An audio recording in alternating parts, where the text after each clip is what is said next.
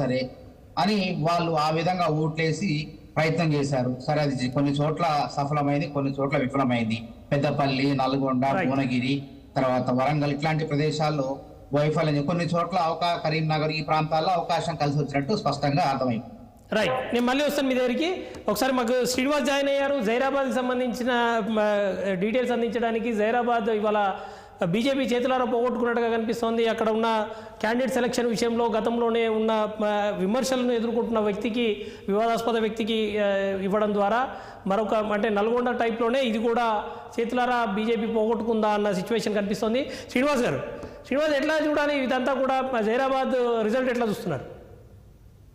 ఖచ్చితంగా బలరాం గారు, మీరు చెప్పినట్టు బీజేపీ మొదటగా ఎవరైతే వ్యక్తికి సెలెక్ట్ చేసుకుందో ముందుగానే వాళ్ళు అక్కడే ఒక రకమైనటువంటి రాంగ్ స్టెప్ వేశారని చెప్పుకోవచ్చు.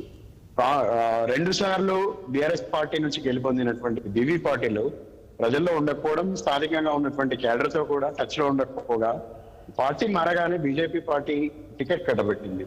అదే నేపథ్యంలో బీజేపీలోకి చేరిన తర్వాత కూడా పార్టీలో ఉన్నటువంటి సీనియర్ నాయకుల నుంచి పెద్ద ఎత్తున వ్యతిరేకత వెల్లువెత్తినప్పటికీ కూడా ఆ బీజేపీకి సంబంధించినటువంటి నాయకులు కానీ, లేదంటే స్థానికంగా ఉన్నటువంటి సీనియర్ నాయకులు కానీ దాని మీద ఆలోచించే పరిస్థితి లేదు.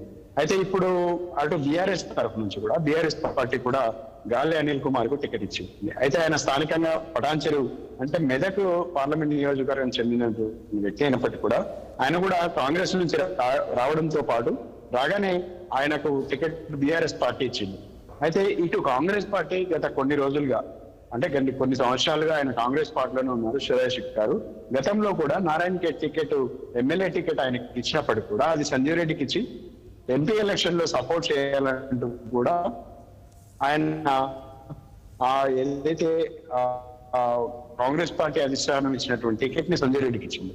ఇదే నేపథ్యంలో జైరాబాద్ సంబంధించి ఒక విచిత్ర పరిస్థితి, ఒక డిఫరెంట్ పరిస్థితి ఉంటుంది. దీనికి సంబంధించి కర్ణాటక బార్డర్ గా ఉండడం, మరోవైపు ఇటు ఉమ్మడి మెదక్ జిల్లాకు ఉంటాయి. అయితే ఇక్కడ ఉమ్మడి మెదక్ జిల్లాకు సంబంధించి జైరాబాద్, ఆందోళన్, నారాయణఖేడ్ ఈ 3 నియోజకవర్గాల్లో కూడా కాంగ్రెస్ పార్టీ పెద్ద ఎత్తున ఓట్లు గెలిపించాయనే చెప్పుకోవచ్చు. సురేష్ గారు పెద్దగా ప్రచారం చేయలేదు, పెద్దగా ప్రజల్లోకి కూడా వెళ్ళలేదు. అయినప్పటికీ కూడా ఇటు బీఆర్ఎస్ అటు బీజేపీ క్యాండిడేట్లను ఒక రకంగా సెలక్షన్ లో తప్పు చేయడం వల్లనే ఇలాంటి రిజల్ట్ వచ్చిందనేది కూడా కాంగ్రెస్ పార్టీ ఒక ఆనందం వ్యక్తం చేస్తుంది.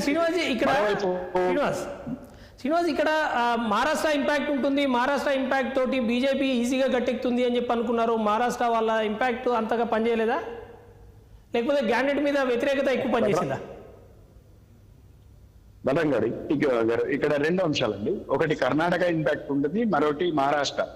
అయితే దీనికి సంబంధించి ఇక్కడ స్థానికంగా జైరాబాద్ మైనారిటీలు బలంగా ఉంటారు, మైనారిటీల ఓటింగ్ కూడా చాలా ఎక్కువ ఉంటుంది.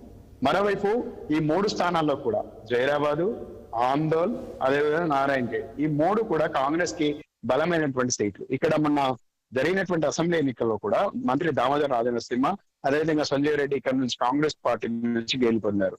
అక్కడ నిజామాబాద్కి వచ్చేసరికి కూడా అక్కడ జుక్కలు, తర్వాత బాన్సువాడ, ఎల్లారెడ్డి, కామారెడ్డి ఇవన్నీ కూడా కాంగ్రెస్ పార్టీకి అంతో ఇంత మెజారిటీ ఇవ్వడంతో అక్కడ ఒక సీటు బీజేపీకి ఉన్నప్పటికీ కూడా కాంగ్రెస్ పార్టీ ప్రభావం స్పష్టంగా కనిపించింది.